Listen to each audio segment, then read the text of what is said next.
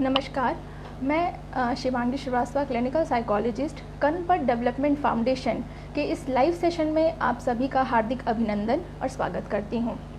जैसा कि अभी हम पहले कुछ सेशंस में लाइव आए थे और हमने पारिवारिक संघर्ष के ऊपर चर्चा की थी, जिसमें हमने बताया था कि परिवार का स्वरूप कैसा होता है, पारिवारिक संघर्ष होते कैसे हैं, किस तरीके से किन लोगों के बीच में होता है, इनका शारीरिक और मानसिक स्वास्थ्य पर क्या असर पड़ता है, इन सब विषयों पे हमने चर्चा की।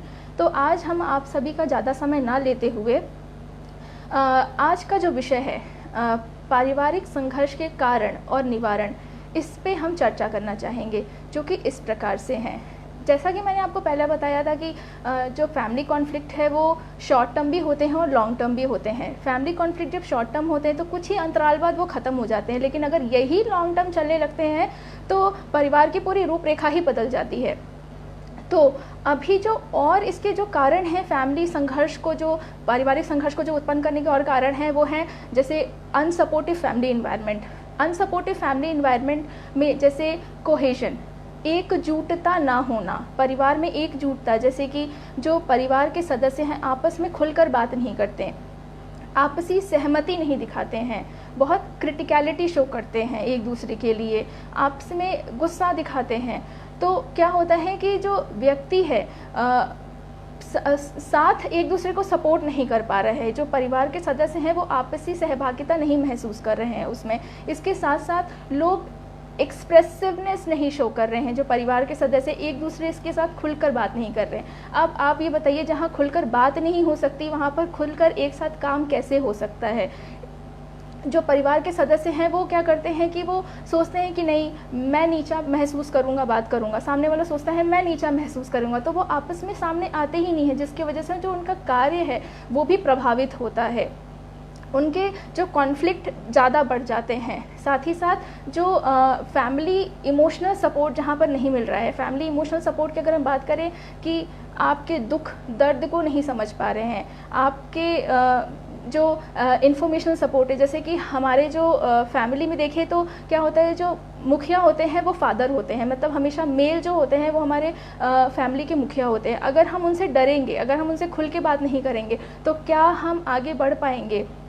तो फैमिली कॉन्फ्लिक्ट का एक मुख्य कारण ये भी है कि जो इन्फॉर्मेशनल सपोर्ट है वो नहीं मिल पाता है। साथ ही साथ इसके अलावा जो इमोशनल सपोर्ट है, इमोशनल सपोर्ट में जो एम्पैथेटिक एटीट्यूड है वो सामने वाला नहीं शो कर पा रहा है, आपकी परेशानी को अपने स्तर पर नहीं समझ पा रहा है, तो भी फैमिली कॉन्फ्लिक्ट डेवलप हो रहे हैं। साथ ही साथ जो दूसरा इसका कारण है वो ये है कि जो कल्चरल कॉन्टेक्स्ट हैं वो भिन्न है एक दूसरे से, जो सांस्कृतिक विभिन्नता देखी जाती है तो भी ये पारिवारिक संघर्ष का कारण बन जाता है। जैसे जो संस्कृति है, संस्कृति शब्द को देखें तो हम देखेंगे कि ये ह्यूमन बिहेवियर, जो मानव व्यवहार का एक इंटीग्रेटेड रूप है, जिसमें बिलीफ सिस्टम, जिसमें कम्युनिकेशन पैटर्न, जिसमें रिलीजियस रिचुअल्स और साथ ही साथ में जो हमारा सोशल ग्रुप है, सोशली हम बिहेव करते हैं, वो हमारे कमिटमेंट्स, हमारे थॉट प्रोसेस, ये सारे सम्मिलित होते हैं। और जो परिवार में लोग होते हैं, जैसे जॉइंट फैमिली में, तो उसमें हर इंसान के अलग अलग थॉट पैटर्न होते हैं। किसी के जो कम्युनिकेशन पैटर्न है, जिसका बातचीत का प्रक्रिया है, वो भी अलग होता है। जहाँ सोच नहीं मिल रही है, जहाँ पर बातचीत करने का तरीका नहीं आ रहा है, जहाँ पर लोग एक दूसरे से भिन्नता से काम कर रहे हैं, अलग तरीके से जा रहे हैं, तो वहाँ पर भी फैमिली कॉन्फ्लिक्ट डेवलप होने का एक मुख्य कारण बन सकता है। इसके साथ में जहाँ फैमिली हाई डिमांड है, फैमिली हाई डिमांड की बात करें तो जैसे कि कुछ वर्किंग मेल्स और वर्किंग वुमेंस, जो आज के जनरेशन में देखा जा रहा है, तो वुमेंस भी वर्किंग हो रही हैं, काम कर रही हैं, चाहे वो आप IT सेक्टर में देखिए, चाहे वो मेडिकल सेक्टर में देखिए, हर जगह वुमेंस आगे बढ़ रही हैं। तो मेल्स की जो डिमांड है, जो फैमिली की डिमांड है मेल से, वो ये है कि परिवार का मुखिया होने के साथ साथ वो फाइनेंशियल सपोर्ट करता है फैमिली को। अगर उसमें कहीं किसी प्रकार की दिक्कत आती है तो जो मेल पर्सन है वो अपने आप में ही बहुत ज़्यादा कुंठा उत्पन्न करने लगता है, फ्रस्ट्रेटेड फील करता है। साथ ही साथ जो फैमिली वाले हैं उसको वो नीचा दिखाने लगते हैं। इसके अलावा जो फीमेल है, फीमेल से क्या डिमांड करती है फैमिली या हमारी सोसाइटी की, जो महिलाएं हैं वो परिवार का ध्यान रखें, परिवार के जो हाउस होल्ड एक्टिविटीज़ हैं उसको बहुत अच्छे तरीके से करें, साथ ही जो परिवार वाले हैं उनके तरफ संवेदनशील रहें, उनका व्यवहार बहुत अच्छे तरीके से हो, वो सारी चीज़ें बहुत अच्छे तरीके से मैनेज कर लें। लेकिन जो वर्किंग वुमेन हैं उनको अगर वर्क और फैमिली में डिसबैलेंस हो रहा है, जैसे वो उनकी डिमांड नहीं पूरी कर पा रही हैं, तो उनका दोनों ही एरिया प्रॉब्लम हो रहा है। जैसे कि फैमिली भी उनकी फैमिली में कॉन्फ्लिक्ट भी डेवलप हो रहा है, चाहे वो मैरिटल डिसएडजस्टमेंट हो, चाहे वो फैमिली डिसएडजस्टमेंट हो, चाहे वो बच्चे के साथ में हो, उनका वो तीनों एरिया इफ़ेक्टेड हो रहा है। साथ ही साथ जो मेल है वो भी कहीं ना कहीं उनकी डिमांड ना पूरी करने के कारण फैमिली जो है दबाव में डालती है, और जो मेल पर्सन है या फीमेल पर्सन है वो दबाव महसूस करने लगते हैं, जो कि एक चिंता और फ्रस्ट्रेशन डेवलप करने के कारण फैमिली कॉन्फ्लिक्ट को जन्म दे देता है। साथ ही साथ क्या कहते हैं, इनफर्टिलिटी हमारे समाज में शादी इसलिए कराई जाती है कि इंसान अपना वंश आगे बढ़ा सके, लेकिन अगर व्यक्ति में कहीं ना कहीं ऐसे इनफर्टिलिटी की शिकायत आ जाए या इनफर्टिलिटी की प्रॉब्लम हो जाए तो इंसान अपने आप में अकेलापन महसूस करने लगता है, सोसाइटी से कटने लगता है, पारिवारिक दबाव होता है उस पर, सोशली दबाव होता है। वो उन सारी चीज़ों को जो उसको खुश करने के कारण हो सकते हैं वो कहीं ना कहीं दबने लगते हैं। इंसान बहुत दबा हुआ, अपने आप में तनावपूर्ण और चिंता में रहने लगता है, वो उसकी सामाजिक, आर्थिक और जो व्यावसायिक परिस्थिति है वो कहीं ना कहीं ख़राब होने लगती है।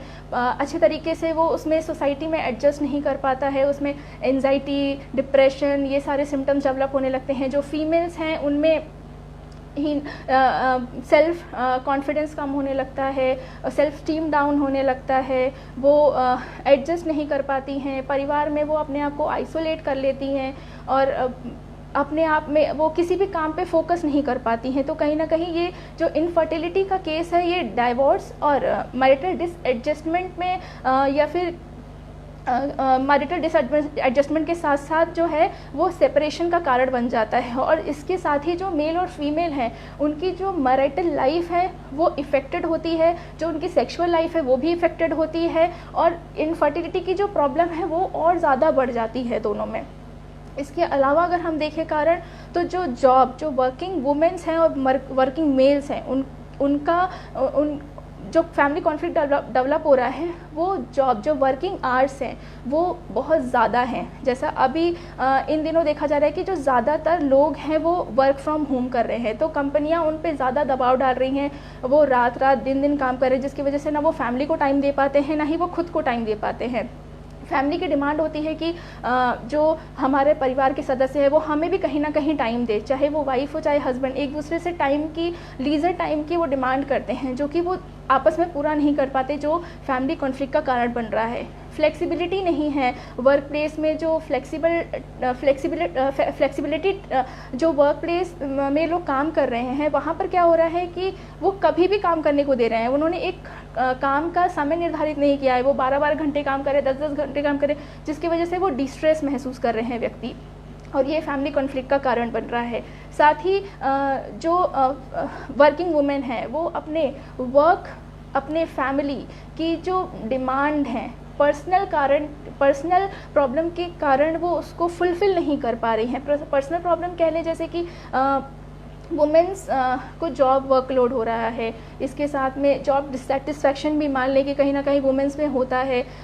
जॉब में बहुत ज़्यादा हाई डिमांड है, वो हाई एक्सपेक्टेड कर रहे हैं अपने एम्प्लॉय से, उनको जो काम चाहिए उनको चाहिए, जो वुमेन्स में और मेल्स में दोनों में ही एक तरीके का स्ट्रेस, वर्कलोड स्ट्रेस डेवलप कर रहा है, जो कि फैमिली में एडजस्टमेंट नहीं बैठा पाने के कारण फैमिली कॉन्फ्लिक्ट दिन पे दिन बढ़ते जा रहे। इसके अलावा अगर हम बोलें तो जो फीमेल्स हैं या मेल्स हैं अपने बच्चों को, अपने फैमिली को प्रॉपर टाइम नहीं दे पा रहे हैं। जिन महिलाओं के बच्चे फिज़िकली इल हैं या फिर मेंटली इल हैं, उनको प्रॉपर टाइम ना देने के कारण भी लोगों में स्ट्रेस, फ्रस्ट्रेशन, डिप्रेशन और एंजाइटी जैसी प्रॉब्लम डेवलप हो रही है, जो कि फैमिली में एक बाधा उत्पन्न कर रही है और आपसी सामंजस्य को ख़त्म कर रही है।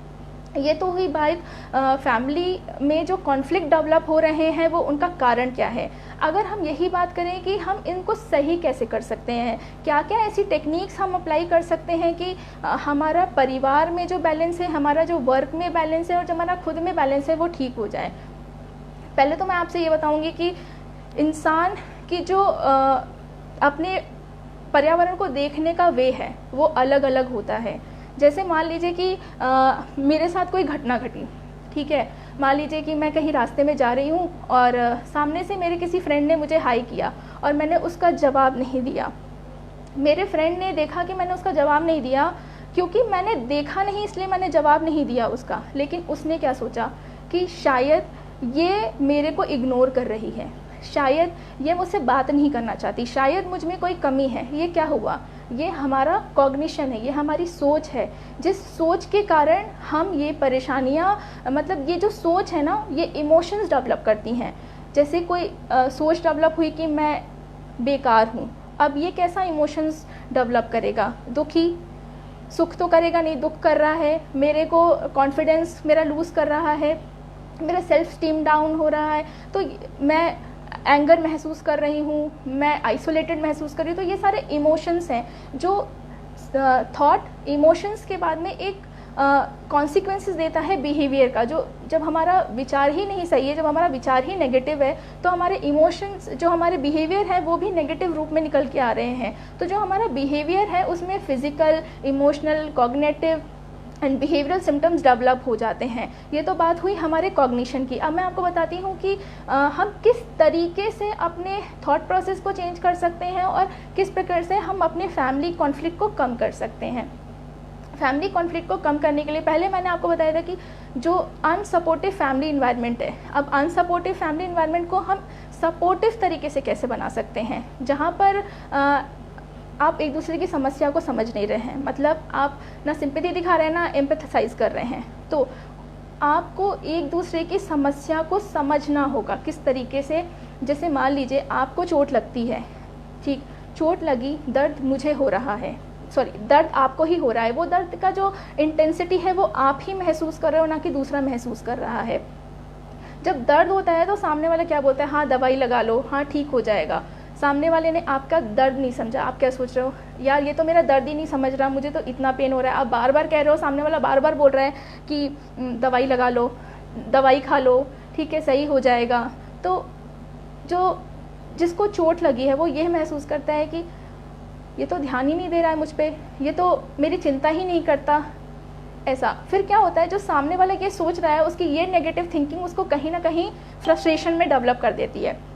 तो मेरे कहने का अर्थ यह है कि जो भी व्यक्ति आपसे अपना दुख दर्द बांट रहा है, उसके साथ में आप उसकी भावनाओं को उसी प्रकार से उसके स्तर पर रख के सोचें कि वो कैसा महसूस कर रहा है, उसका दर्द किस तरीके से, आप अगर उस जगह पे होते तो आपको कैसा लगता। ये होता है एम्पैथी शो करना।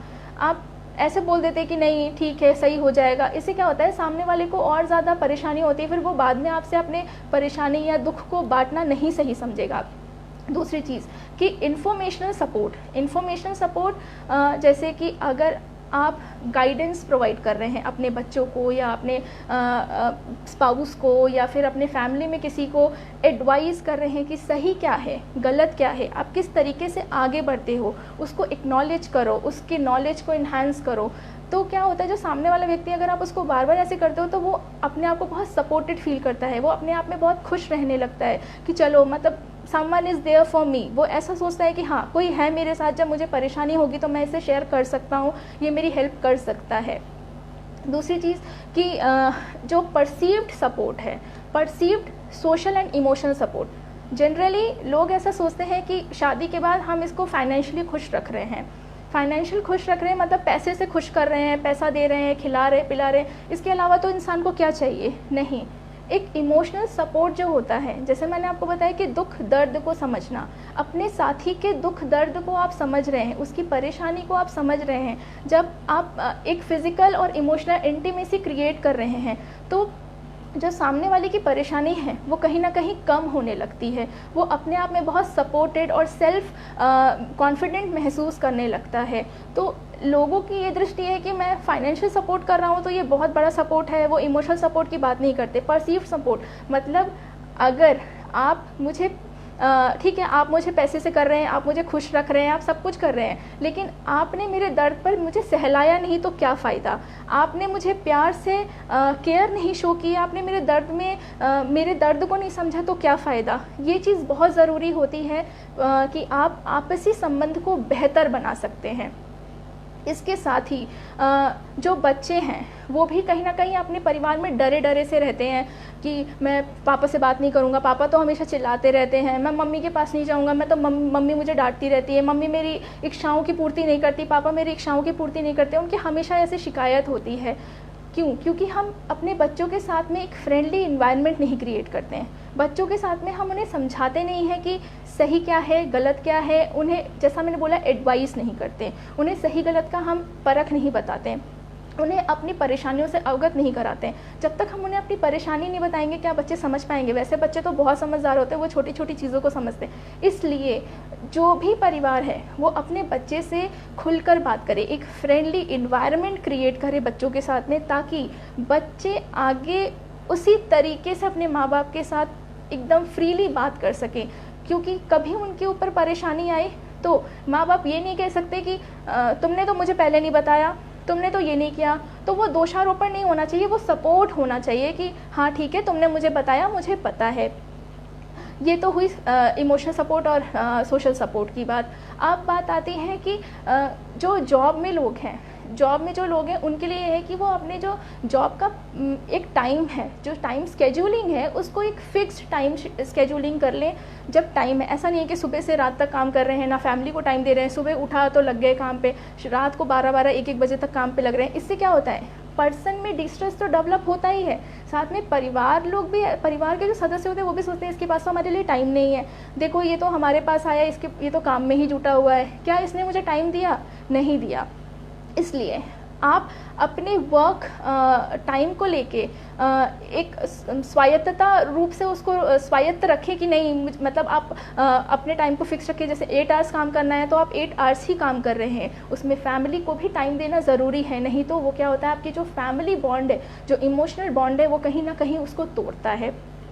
साथ ही आप जो इसके साथ ही जैसे मैंने बात की थी इनफर्टिलिटी की, इनफर्टिलिटी में क्या होता है कि जो व्यक्ति है वो अपने आप में कहीं ना कहीं कमज़ोर महसूस करने लगता है, वो अपने आप में हीन भावना से अपने आप को देखने लगता है, अपने आप को बहुत पिछड़ा महसूस करता है। वो सोचता है मैं सोसाइटी में तो रहने लायक ही नहीं हूँ, सोसाइटी मुझे सोचेगी कि ये तो क्यों है, ये तो मतलब बुरी नज़र से देखते हैं लोग। जो इनफर्टाइल पर्सन होते हैं उन्हें बुरी नज़र से समाज में देखा जाता है, उन्हें वो सोचते हैं कि लोग हमें नेगलेक्ट करेंगे, वो सोसाइटी में सोशल फंक्शन में जाना सही नहीं समझते हैं, वो एकाकीकरण में रहना पसंद करेंगे, डिप्रेशन में आएंगे।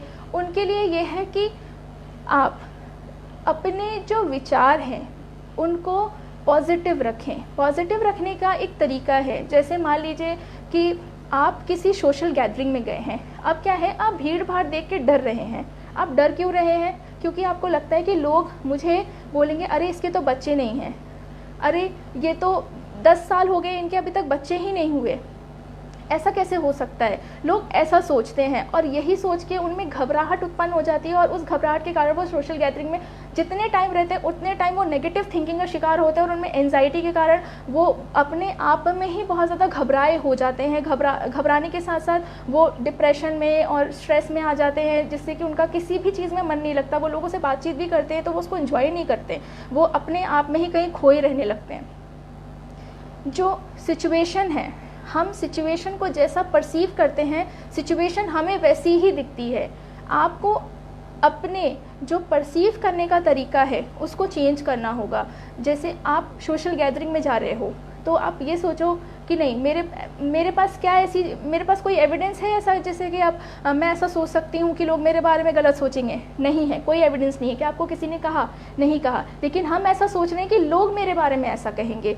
ये हमारी सोच है, और उस सोच के कारण हमें negative emotion, negative thought process हुआ, नेगेटिव थॉट प्रोसेस के कारण नेगेटिव इमोशंस डेवलप हो रहे हैं। नेगेटिव इमोशंस हमें नेगेटिव बिहेवियर कॉन्सिक्वेंसेस देखने को मिल रहे हैं। जैसे मैं अकेले रहने लग गई, परेशान रहने लग गई, खाने में मन नहीं लग रहा, अब नींद नहीं आ रही है, मैं अपने स्पाउस से या अपने पार्टनर से झगड़ा करने लग जा रहा हूँ या लग जा रही हूँ। ये चीज़ें जो होती हैं कहीं ना कहीं हमें अपने पर्सनल ग्रोथ को और क्वालिटी ऑफ लाइफ को कमज़ोर बनाने में दिखती है। हम आगे नहीं बढ़ पाते इन चीज़ से। तो try to change your thought process.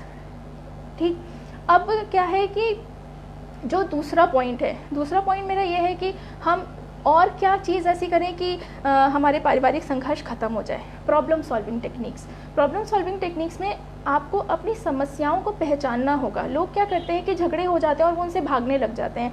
भागना नहीं है किसी चीज़ से कि कोई भी परेशानी आई और हम भाग गए, ऐसा नहीं होता। हमें एक वॉरियर बनना है, हमें हर सिचुएशन से लड़ना है। लड़ने का मतलब ये नहीं कि युद्ध कर लेना है, हमें अपने जो परिवार की समस्याओं को ख़त्म करने का एक जरिया ढूंढना है। जैसे कि कोई समस्या उत्पन्न हुई, हमें आइडेंटिफाई करना है कि समस्या का कारण क्या है, ये समस्या उत्पन्न कैसे हो रही है, समस्या अब ख़त्म कैसे होगी। तो क्या होता है कि जनरली जब फाइट्स हो रही हैं घर में तो बहुत सारी परेशानियों को लेके हो रही है, बहुत सारे चीज़ों को लेकर एक के बाद पुरानी बातें, नई बातें और पता नहीं कहाँ से बातें उखड़ आती हैं। तो हमें क्या करना है, एक हायरार्की सेट करनी है। एक सूची बनाएं जिसमें आप अपनी सारी परेशानियों को लिखें कि हमें किस परेशानी का सबसे पहले समाधान करना है। तो छोटे से लेकर ऊपर तक की बढ़े, पहले छोटी परेशानियों को सॉल्व करने का तरीका सीखें। पहले छोटी परेशानियों को सॉल्व करें, उसके बाद आप बड़ी परेशानियों तक जाएं। और हाँ, उनको सॉल्व करने के पहले आप ये देख लें कि इसका प्रोस क्या हो सकता है, इसके कॉन्स क्या हो सकते हैं, इसके लाभ क्या हो सकते हैं और इसका हानि क्या हो सकता है, उसका मूल्यांकन करें कि अगर मैं इसको सुलझाता हूँ तो इसके लाभ क्या होंगे, अगर मैं सुलझाता हूँ तो इसकी हानियाँ कैसे होंगी। मतलब ज़्यादा लड़ाई तो नहीं हो जाएगी, ज़्यादा मारपीट तक तो बात नहीं चली जाएगी, या फिर आपसी मतभेद ज़्यादा नहीं बढ़ जाए, रिश्ते टूट ना जाए। इन सारी बातों का ध्यान रखते हुए ही आप उनका मूल्यांकन करें। इसके साथ ही जो फैमिली मेम्बर हैं वो एक साथ एकजुट होकर काम करें। लाइक कैसे जुट होकर काम करना है, फैमिली मेम्बर आपस में बैठें और एक गाइडलाइन बना लें, एक रूल बना लें कि हमें इस चीज़ के आगे नहीं बढ़ना है, और अगर ये चीज़ दूसरी दिशा में जाने लगेगी तो हम ब्रेक ले लेंगे, हम इस बारे में चर्चा ही नहीं करेंगे। अगर हम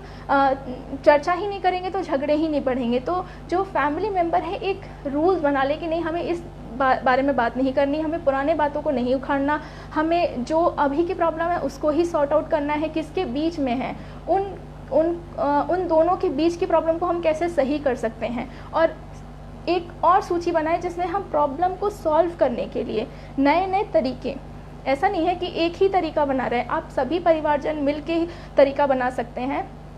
लोग सोचते हैं कि नहीं हम तरीका क्यों बनाएं, टाइम वेस्ट होगा, अरे छोड़ो जो हो गया। नहीं, हमें अपने परिवार को खुश रखने के साथ साथ खुद की भी मेंटल हेल्थ को और फिज़िकल हेल्थ को ठीक रखने का, अपनी क्वालिटी ऑफ लाइफ और अपने वेलबींग को बेटर बनाने का एक तरीका आना चाहिए, जिससे कि हम अपने ऑक्यूपेशनल, अपने सोशल, अपने पर्सनल लाइफ में सही तरीके से एडजस्टमेंट बैठा सके।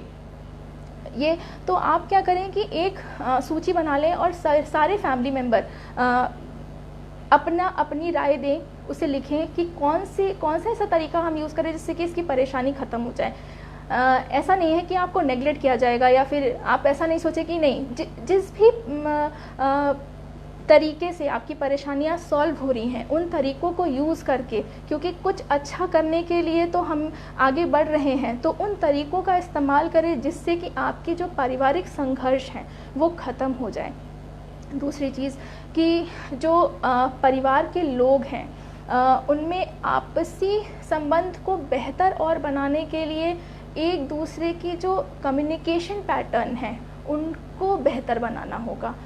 अब हमने सूची तो बना ली, हमने सब कुछ कर लिया, लेकिन बात करना ही नहीं आ रहा है, हम समझ ही नहीं पा रहे कि हम अपनी बात को रखेंगे कैसे। तो आप अपनी बातों को इस प्रकार से सामने वाले के सामने रखें कि वो आपकी बात को समझ जाए। एक प्यार वाला, एक सपोर्टिव, एक केयर के तरीके से बात करें। ये नहीं कि आप गुस्से में बात कर रहे हैं। अपना वॉल्यूम को धीरे रखें, प्यार से बिल्कुल झुक के कि हाँ अभी हमने एक कोशिश करी है, हमें इस चीज़ को सही करना है। तो जो कम्युनिकेशन पैटर्न है आपका, जो संचार करने का तरीका है, उसको बेहतर बना लेंगे तो हमारा सब कुछ सही हो जाएगा। इसके साथ ही गुड लिसनर बने। अगर आपके सामने कोई समस्या का हल लेकर आया है तो उसको पहले सुने, उसको जज नहीं करें कि नहीं, अभी अपने आप को सही दिखाने की कोशिश नहीं करें। आप सुन करके उसकी बात को, और वो सही है या गलत, सामने वाले को भी ऐसा करना चाहिए कि जिस तरीके से सामने वाला बोल रहा है वो उसी तरीके को अपनाएं और प्यार से सौहार्दपूर्ण अपने संबंध को बेहतर बनाने की एक कोशिश करें।